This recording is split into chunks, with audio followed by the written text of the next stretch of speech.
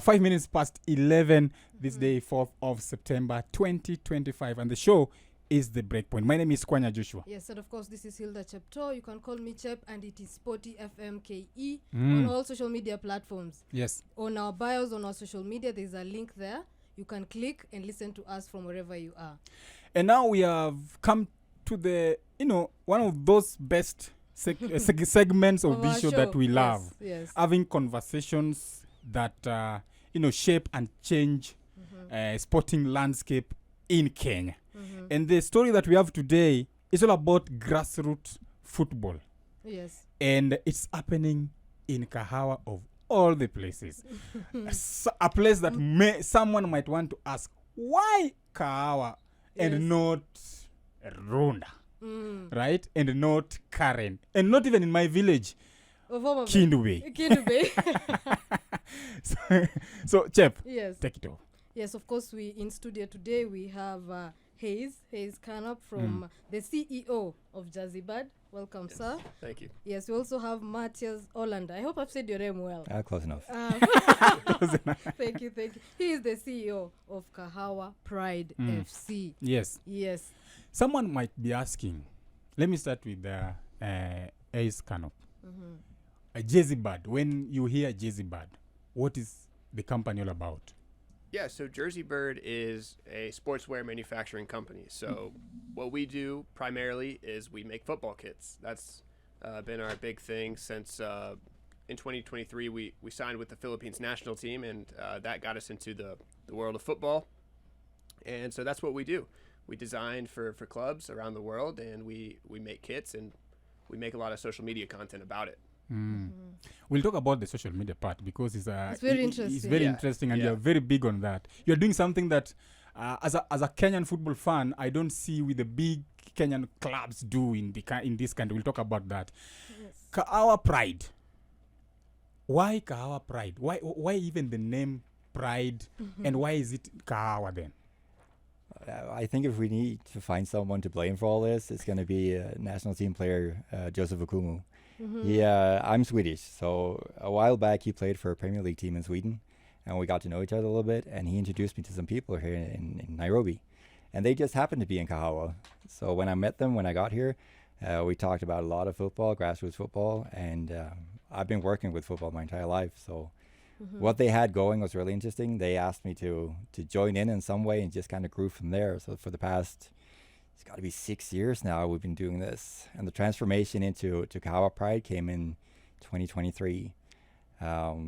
We changed everything. We changed the colors, we changed the name, we changed all of it, and we just tried to form something that looks more like a European club, where you have the academy and you have everything going through the academy up to the men's team or the senior women's team, of course, as well.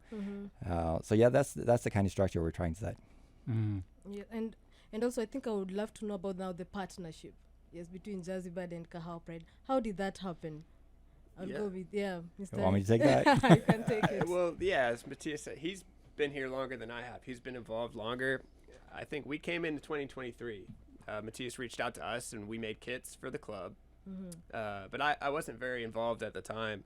But as the months passed, we started making content. We started making videos about the club and what we were doing, and it was our first club in Africa, I think anywhere in Africa. So it was a big story for Jersey Bird too. And people started to tune in, and I got more involved until I fully invested into the club, and now we're co-owners and doing everything. So I think we went the regular way to start out. I think we ordered the kits from you guys, and then we talked about, we had a launch of the kit, and then I talked to you online for a little bit about our story, and you bought into it. And since then it just kind of took off. Exactly. So it seems that we mentioned social media, and it seems that you guys met online. That was and Instagram. the conversation started online. And someone might also want to ask then, why grassroots football and not top tier football clubs like we have in our league? Why would you just want to start in the 6th division of Kenyan football? I think it was the tie into the community. What they had going there was really close tied into the community, and we kind of liked that about it. Everybody that we talked to had a story, and we wanted to hear those stories. And if we can help out the community at the same time and not just invest in a major brand that already exists. And also when you go to grassroots football, you can shape it the way you want to shape it. Yeah. And I think that was what was attractive to us. Like, we can do whatever we want to do to make this happen. So it's a completely new project that I don't think is being done in Kenya. I don't think it's ever been done in Kenya. We're doing it our own way. So most of it we're just kind of making up as we go along. But so far, so good. For you guys, when you realize that they are involved within the community and involved with the club that is playing in the 6th division of Kenyan football, what came into your mind to thinking about such kind of partnership? Well, yeah, the story goes so deep. There's a 2-decade history of the program that goes all the way back. There's tons of community service, and I could just tell that the program was special. You could just feel the energy, and from what Matthias was telling me and from what I was seeing, from the players and things like that, you could tell it was special. So that's, like he said, the story attracted me. Like, you could just tell it was a new story, something that hasn't been done. Instead of just, maybe starting in the 2nd or 3rd tier, or even, investing in a Premier League club or something, to start from the 6th tier, to me, was more appealing because it's an authentic story. So that's what we wanted. Yeah, the authenticity. Yeah, we want that. And for you, Matthias, I know we have there's a women's team, there's also the men's team, and an academy. Yeah. So what are some of the challenges? Because I'm sure you've gone through a lot of challenges in supporting a grassroots club. I mean, starting out is always going to be finances. Finance is always going to be an issue. So supporting an entire academy and a men's team and a youth team and a women's team, it's been a lot, of course. So trying to find sponsors, we pretty quickly found out that sponsorship in Kenya is not the same kind of sponsorship that you would find in Europe, because brand management like that doesn't really exist here in the same way. So yeah, we struggled financially for sure for a while, and that's why we value the partnership with Jersey Bird so highly, because now we're on solid ground and we have a solid foundation, and we're going to be able to build from there. And of course, now apart from Jersey Bird, are there other partners also supporting financially or in other ways? Yeah, Jersey Bird definitely helps out financially, is helping fund a lot of our project and things that we're trying to build. But yeah, I love the project as a whole. It's our best project, in my opinion. It's my favorite thing about my job at the moment, is being able to do this. Obviously, there's other things. I have to run the company and do other things, but this is like what I love to do. This is like the number one thing out of all the projects that we have going on. This is definitely my favorite, so I'm glad to be here. We had a great story with VO Technologies, though. Yeah, because we posted a ton of stuff online, and we reached out to them. So VO Technologies is they film games with cameras. So we reached out to them, and they weren't too sure that they wanted to help out to begin with. And then we kind of called them out in a social media post and told them, well, we gave you the opportunity, you didn't grab it. And then they commented on it, and after that they reached out, and we got the sponsorship for our shirts for a couple of years. This is going to be our 2nd season with VO on our chest. So Yes. We'll talk more about VO because it's something that I saw on your social media platforms, and I was like, this is an idea that should be, accepted by almost every football club in this country, because it's a very, very good innovation, if you ask me. We sometimes struggle to get footages of a game in top flight football in this country. So it's something we're going to talk about. But this is a project within a community. How then did the community, how have they accepted this idea of, because you have to have a symbiotic relationship between your project and the community, because if they don't accept it, you're in trouble. I mean, at the end of the day, we are coming in as outsiders, and when you're a tight knit community like they are in Kahawa West, obviously there's going to be questions and why are we doing it this way, and why are we changing things, and things have been good, so why change it? So there were some people, not a lot, that questioned it to start out, but I think everybody's on board now. We're not really getting comments from the community that are negative in any way, but so yeah, I think they bought into it. Has there been a situation where a parent has felt like you guys are misusing their kids or their children, because No. that is a bit common in No, not at all. Okay. No, they've been so kind, everybody. Fantastic. Yeah. Yes. That's really fantastic. And also just the model that you have, the shared partnership, the branding as well.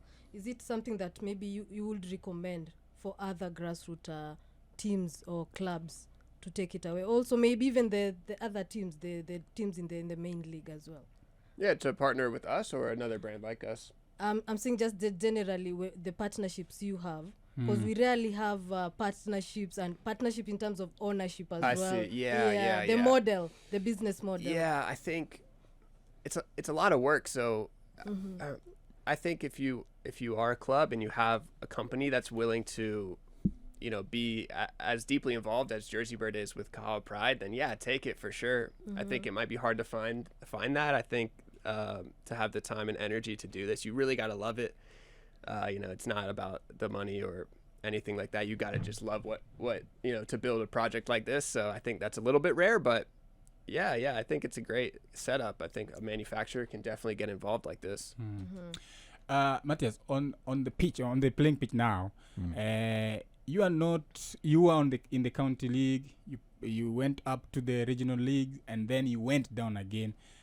What are the challenges that you face that brings these fluctuations in terms of different league levels? I mean, there's not really a difference between regional and county when it comes to what needs to get done. I think it's just a matter of we need to have our players focused on football, and everybody needs to focus on getting food for the day and a house to stay in and all that. So I think that's why we're doing or making the changes that we're making for the next season. We're renting a house for the players so they get to stay somewhere. We're feeding them so they can focus completely on football. And I think that's going to make a major difference. They don't have to work when we're playing games. They don't have to work when we're practicing. So complete focus on football, I think, is going to help us a lot. And I think it's rare in grassroots football as well. I watched a video that one of your players left you for NSL. Did you sell him, or you just left? You got a better offer from that NSL team? I mean, you know what Kenyan football is like. There's no selling. He wants to go. They want him. So Yeah. I mean, he's a young guy. He grew up in the academy, and he wants to spread his wings, and we're not going to stop him. So. All we ever do is just wish them well, and we'll be there for them, even if they want to come back or if they need help on their way. So yeah, we're only happy for them all. Okay. And something else to add on that, we saw about the jersey cost as well. It's around 6,000 Kenyan shillings, and it's sort of in the higher end. Yeah. Yes, and I don't know what was the strategy on the pricing as well. Because it's not very affordable to everyone who may be willing to support the team, and in that context, but it's a bit expensive in the high end. Yeah, I agree 100%. I think we would love to sell the shirts locally. I think we could build that infrastructure to be able to, sell to the local fans instead of just because right now we ship everything from the United States. So on top of the shirt cost, the shipping's going to be, not affordable. So yeah, to get something that's affordable for the local fans, we would need that local infrastructure, which maybe we'll do it this season.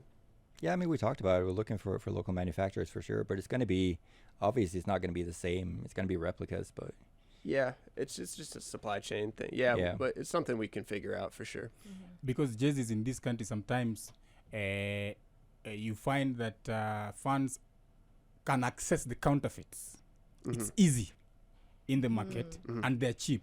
So in line with what she asked, is it also going to be possible, yes, just retain the 6,000, but also have different tires? Like if I can afford 1,500, then me go for the 1,500. Is it something that you might think of?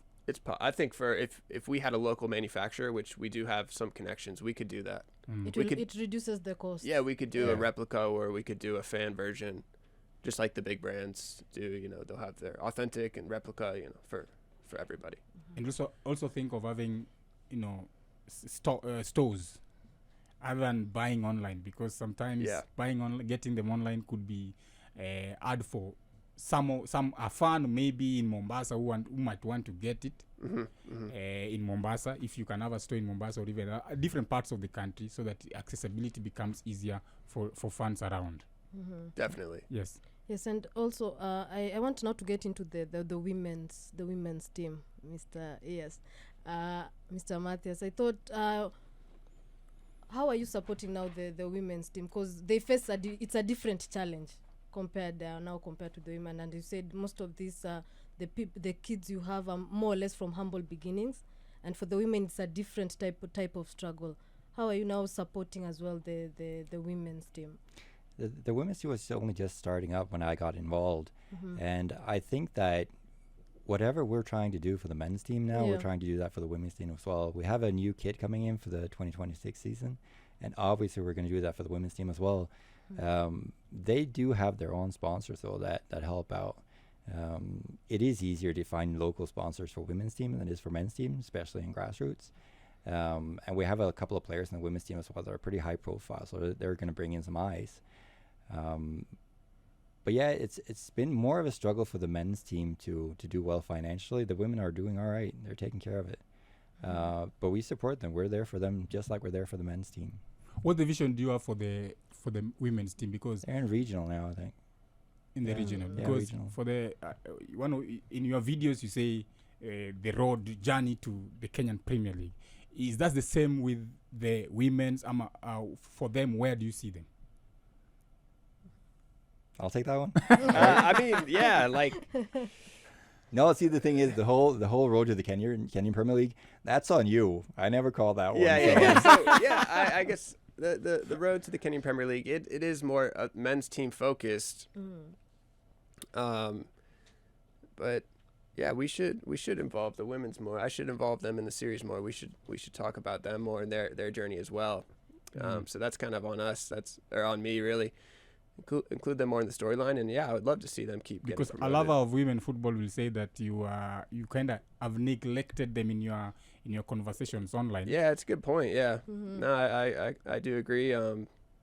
Yeah, we can definitely talk about them more because there are some high-profile players. Tabitha Wambui. Tabitha, yes. Yeah, she's kind of legendary, honestly. So, some national team exposure there. So there are some big names. Yes. Yeah. And also when we talk about it, we usually talk about the brand in general. So if the brand is pulled along, then the women's team are going to come along for the ride. So I think the entire club is doing well because of the branding. I mean, we do have youth teams as well. We have Mapogo playing in sub-county, our youth team. So yeah, we have a bunch of teams, and we're not neglecting anybody. And you guys are playing in the 6th division. What kind of support do you get from the federation then? Well, none as far as I know. Do we get anything? No. Or no, I think we're on our own pretty much. In the sixth division. Even in regional, I think there's nothing going on. No. But yeah, it's okay. Yeah, it's unfortunate. It's very, very unfortunate. And something you've just mentioned about the academy, I've seen maybe in the bio on your social media, you say it's a well-rounded academy, one of the best, or we have the most well-rounded academy in East Africa. What does that mean? That was early on branding.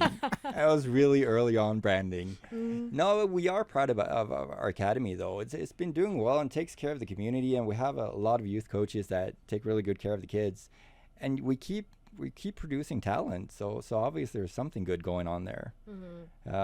We have had thoughts about branching out as well to other areas, not only in Nairobi but outside Nairobi as well, because I mean their brand is really exploding online, and people are trying to reach out and ask us if we can branch out. So yeah, the academy, we're really proud of the academy, and it really is the backbone of what we're doing. Without the academy, I don't think we'd be doing what we're doing. Are you able to share with us some of the success stories, some of the players that you have produced who have gone either out of this country or maybe have gone to the top tile league in the football? Yeah. Well, Githinji, Glenn Colleen Githinji is our most recent example. He went to 3K FC, helped them get promoted to the Super League. That's a recent example. Who else? Ian Mina. Yeah, you did an episode like a Yeah, week we ago. just did an You should know episode. this. Yeah, I know. Sorry.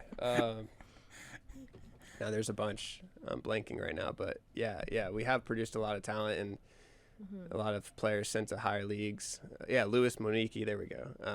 Ian Mina, Glenn Kalinga-Thinji are three off the top of my head. But I'm still learning because I've only been here really deeply involved for about a year, so I'm still learning about our alumni and players that we've developed and things like that. There's a lot to learn. As I was going through the videos that you are doing, and there's a quote that I got from you, and that in modern football, it's not only about how you play, but also how you present yourself. That statement got me, and I was like, let me ask you, explain to us, what does that mean to you, and even to the entire the partnership that you even have with the Kahawa Pride?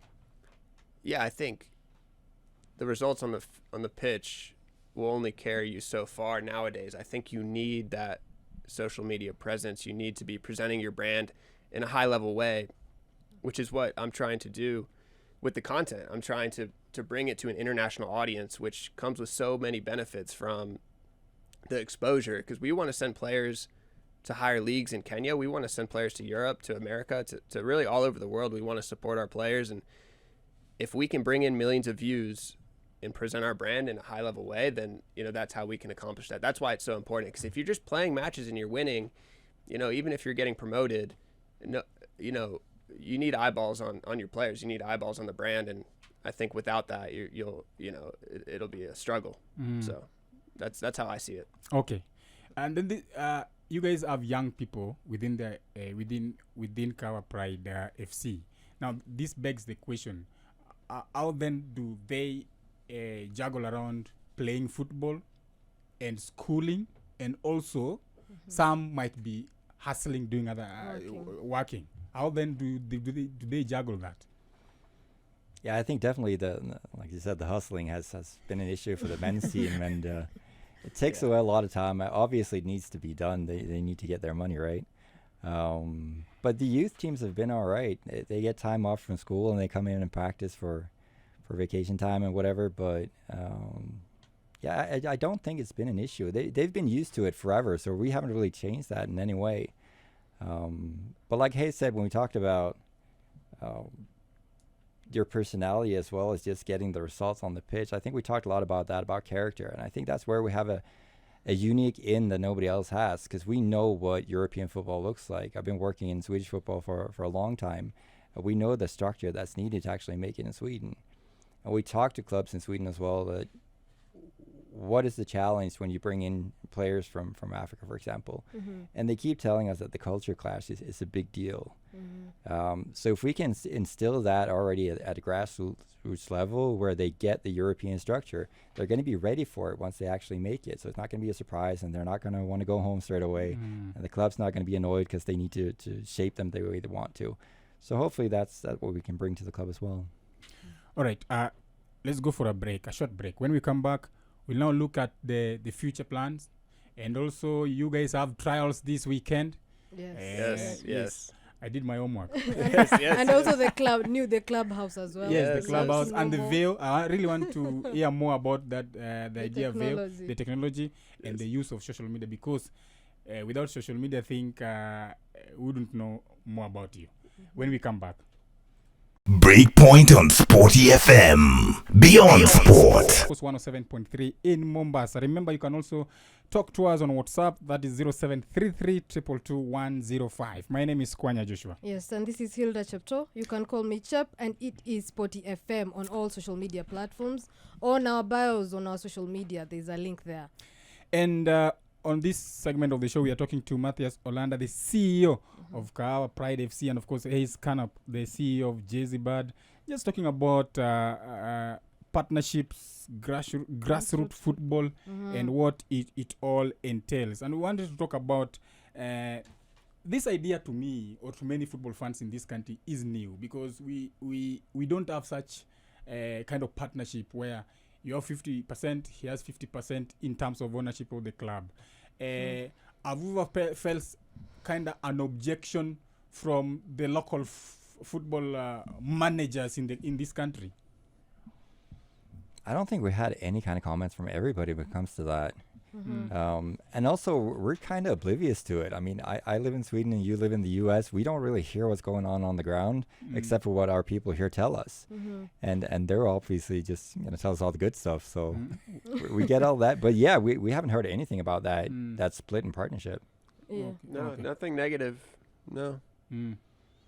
Okay, someone then might also want to ask, know how then you contract these players and how you pay them, because at the end of the day, it's work for them, and they might want to get something at the end of it from it. How is the payment processes involved? Yeah, obviously we talked a lot about that going into this season, because this season is pretty much going to be, it's going to be different. We did 2 seasons already when we just kind of did things the normal way, and now we're changing everything up. We talked about salaries a lot. We don't want players to come in just to play for the money. We want somebody to come in that wants to be part of the community and wants to be part of the project. Because obviously we're trying to build something really, really important here. And also the exposure that they're getting through social media is going to expose them to a lot of major clubs. So the exposure in it of itself is going to hopefully be worth a lot to them. So we kind of decided on not going for salaries. We're covering accommodations, food, insurance, game day bonuses in some instances, but no straight up salaries, not at all. Okay. Then that leads me to my next question before my colleague comes in. You guys at the moment are just in Kahawa. Any prospect of going beyond Kahawa, having such the same of an initiative like what you have with Kahawa, maybe outside in other parts of Nairobi or even parts of Kenya? Yeah, like Matthias said, we're thinking about starting a second academy, maybe a bigger academy, would you say? Or I mean, the interest there we had, we talked about, obviously we talked about Karen, we talked about Nakuru, we talked about Mombasa. But yeah, we haven't really gone that far with it yet. But since the brand is doing so well, we would want to. The demand is there. Yeah, Just definitely. all the comments we see, a lot of them are kids that maybe are still in school, but they want to play. But, maybe we don't have the place for them right now. But yeah, so that's definitely something we're focused on. But also the focus on Kahawa is that needs to stay there, because we want that soul. That was the heart of what we started out. That's true. So we're not gonna move out and leave the community. Yes. Yeah, you have to maintain the community. Yeah. Yeah. Within the I mean, they helped us to get to where Yeah. we're at, so we're not gonna abandon anybody. And something we've mentioned during the break about you have a clubhouse. Kindly tell us what that clubhouse looks like. How big is it, and maybe how many of the athletes or the players that it can accommodate? It's gonna be all of them. Yeah, the entire men's team. Yeah, a we big found house. it. We found a mansion. Yeah, It's a big house. We found one in Kahawa West, and it's enough for 24 players. So whoever we sign up on Sunday, they're going to move in. Wherever they're coming from, if they're coming from Mombasa or up north or wherever they're coming from, they're moving into a house in Kahawa West to focus on football. All right. Yeah, and maybe now the importance of having a clubhouse, because you mentioned a bit of challenges. They need to be together so that they can focus on football. So is it some challenges you have faced so that you decided, you know what, we need a clubhouse, we need them together in one place? Yeah, the issue of housing. Not everybody has access to housing, so if we can help them out in that way, we do have players from Kahawa West that we want to stay within the club for this coming season, and they're moving in straight away. There's been some issues with housing, like we said, and if we can help them out, we're going to help them out. There's this story of a bike that caught me. You guys bought a bike for one of your players, Robert Munyora, and then why did you do that? Because you guys are in a place where unemployment is an issue, crime is an issue, homelessness is also an issue. Why did the idea of buying a motorbike for Robert, and why Robert, him as a player? Yeah, specifically Munyora, Robert Munyora, because he is a club legend. He's been here for a very long time. he probably has the most appearances out of everyone. I don't know if that's 100% true, but yeah, he's like a club legend and our captain, so he was the focus. And yeah, why'd we get the bike? Like you said, the main reason was employment. It's quick employment. It gives him, because he was already giving people rides. He was already working on a bike, but he didn't have his own. So we wanted him to have his own, and he's doing well now. He's using the bike every day, I think, and making a living with it, and he has a family and everything. So he was the perfect candidate for that. Apart from bikes, what other? I know maybe sooner or later you will do something else for one of the players. What other things do you have in mind to buy for the players? Well, we'd like more bikes. We'd like everyone to have a bike. I wish everyone could have a bike. Yes. That would be awesome. But yeah, I mean, I think this upcoming season, I think there'll be roles and content. Like as we get bigger, the production and things like that. Yeah, we're always looking for ways to bring jobs in and support our players how we can with the resources that we have. So yeah, but I wish we could get more bikes. Yeah, it's all about creating those opportunities. Like we said, if we're not paying a salary, but we're focusing on taking care of their needs like housing and food, obviously they're going to have spare time. If we can create opportunities for them working outside the football part as well, then we want to do that. So yeah, the bikes is a great ways to do that. And this, he was just one player, and he is among many. How then did the rest of the team take that initiative that it was only Robert who got the bike and not the rest of the guys? They were supportive. I think they were supportive. I did ask that question too, how they would feel, but I think they all respect Robert a lot. And also it's a tight-knit group.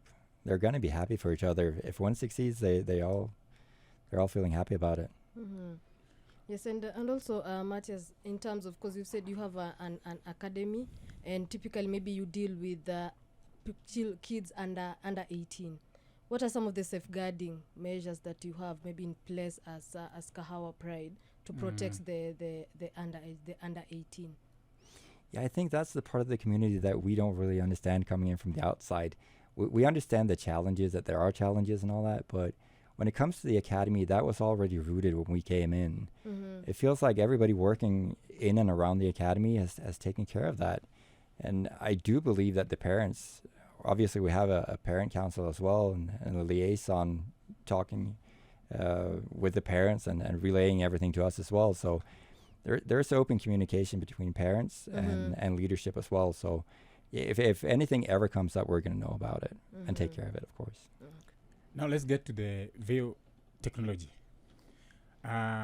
It is something that I think is new in this country.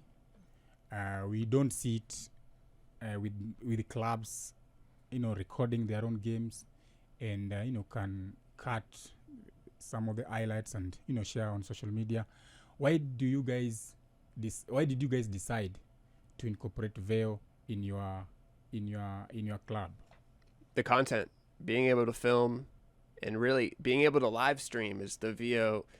That's really special about VO, because you can film your matches from the sideline, but to be able to go live and the fans can watch, in real time is something that is really cool and will be big for us definitely this season and, moving forward.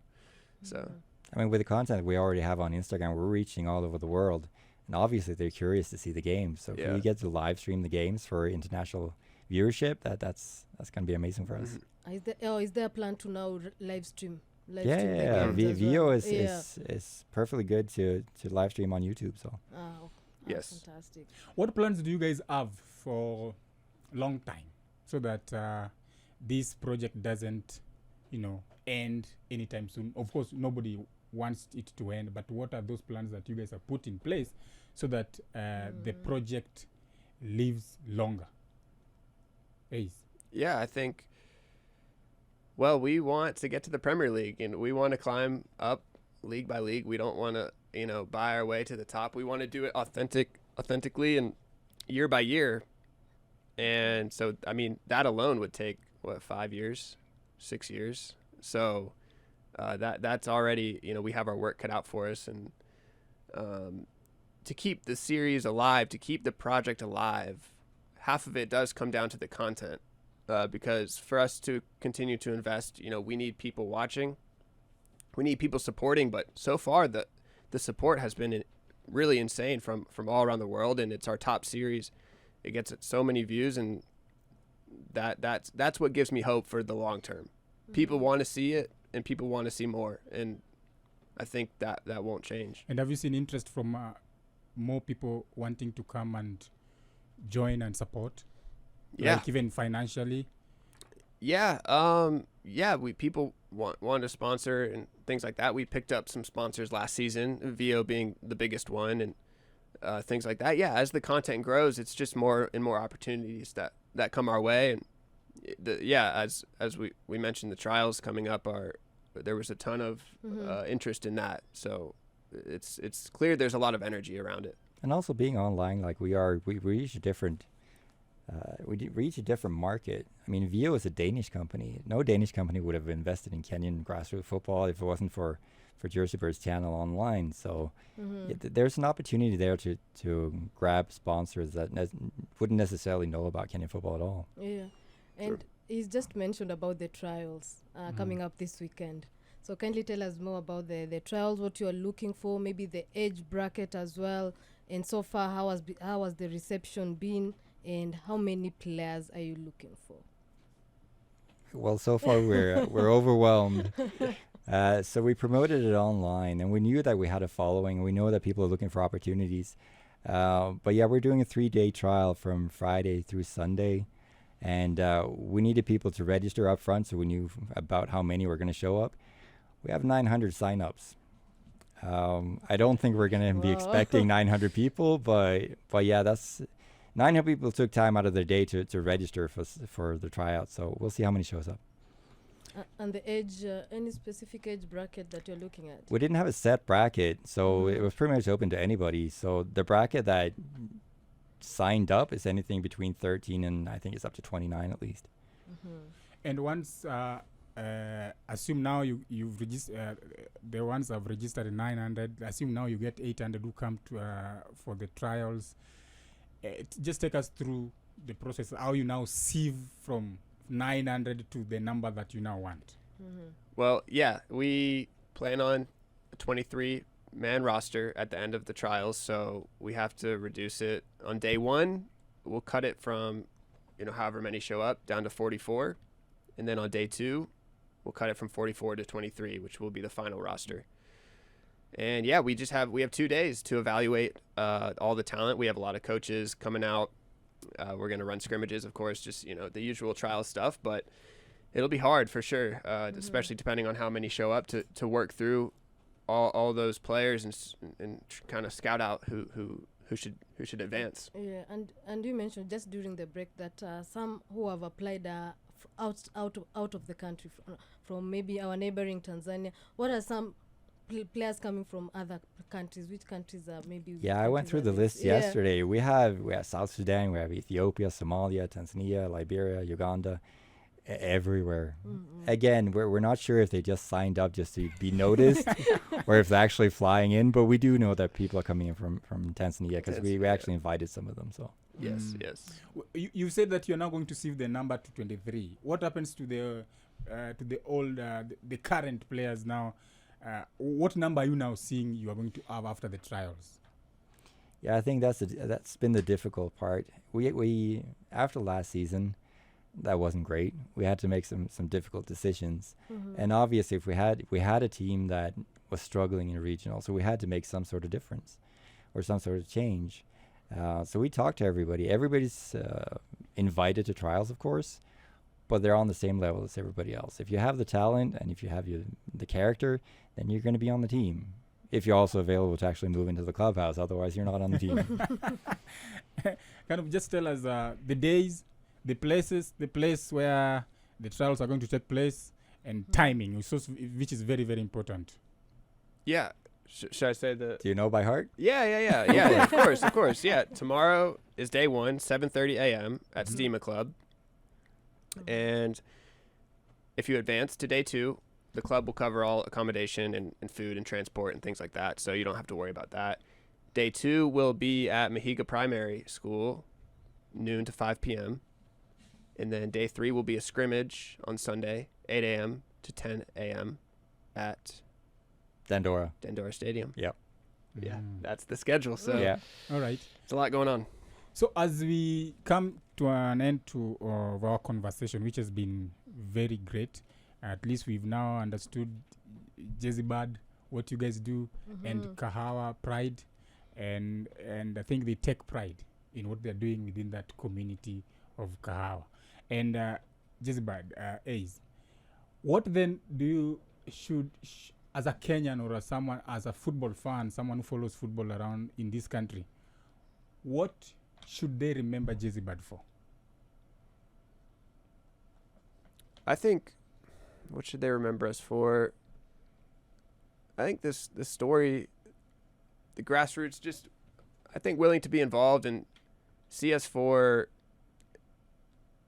I truly do love the project, and we're not here like a company trying to make a bunch of money or, try to profit off whatever we're doing. And to me, I think that is unique. I don't know how many companies would be willing to take the time and energy to do something just for the love of the sport, really. And everything I've seen in Kenyan grassroots football has just really blown me away, just from the stories to the people and all that. So if there's one thing to take away, that's what I would say. Just, we're authentically involved, and we really do love what we're doing here. Mm-hmm. And for Kahawa Pride, as a club now, what should we remember Kahawa Pride for? Maybe in the next 7 years, when now you are in the top tier of the Kenyan Premier League, how do you want us now to remember the journey? That has been a journey that started with just pure heart and soul. Like, we didn't have a big brand going into it. We didn't have I'm going to call some people out here. We don't have a bank or anything backing us up financially. So we did this all from grassroots football. And we've seen the challenges in Kenyan football. And we're just trying to make a genuine change. And we're not coming in with any ulterior motives. We're just trying to make good. Yes, and maybe for those fans or people who want to watch Kahawa Pride when the league starts, when the game starts, where is the home ground? How do they get there? We're still in Kahawa West. We're at Mahiga Primary. That's going to be our home ground for as long as they'll have us, I guess. It all depends. I don't think the Kenyan Premier League is going to be all right with us playing at Mahiga Primary, but as long as we're not there yet, we're going to stay at Mahiga. Fantastic. And do you see a future where now you get to the Premier League or NSL, you now be having your own stadium, not being hosted by a primary school? Oh, that's the dream, isn't it? Yeah. We'll build. That's coming soon. Yeah, new stadium coming soon. All right. Thank you so much for coming to the Breakpoint, just to have a conversation around Jezebad and, of course, Kahawa Pride FC, just to understand the partnership and the grassroots football. Because I think, as they say, football, growing football starts in the grassroots. We don't need to wait to see them Okumus at the level, yet we don't know their story.